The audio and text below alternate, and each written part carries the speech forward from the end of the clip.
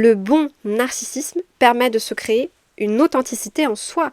On a une image de nous authentique, c'est-à-dire qu'on sait qui on sait quand est-ce qu'on s'aime, quand est-ce qu'on s'aime pas, les traits de personnalité qu'on a, on les connaît, on a des défauts, on les accepte, on va vivre avec, même si c'est pas toujours facile d'entendre de la part de l'extérieur quels sont nos défauts, mais on trouve cet équilibre entre le lien à l'autre et le lien à soi. Et un équilibre entre cette libido et ce qu'on investit dans la relation à l'autre, c'est-à-dire qu'on s'aime soi, mais on aime aussi l'autre tel qu'il est. On se sent capable d'aimer l'autre parce qu'en fait, on est capable de s'aimer.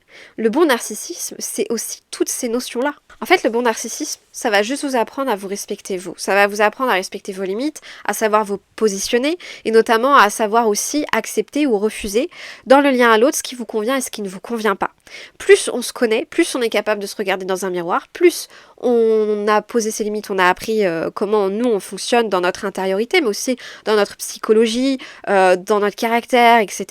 Plus on est capable d'être dans de bons termes avec la relation avec quelqu'un d'autre, dans la relation à l'autre finalement. Ça passe par les amis, les conjoints, au travail avec les collègues. On n'a pas besoin de s'imposer puisqu'on sait qui on est. On n'a pas besoin d'être dans le contrôle puisqu'on accepte de lâcher prise.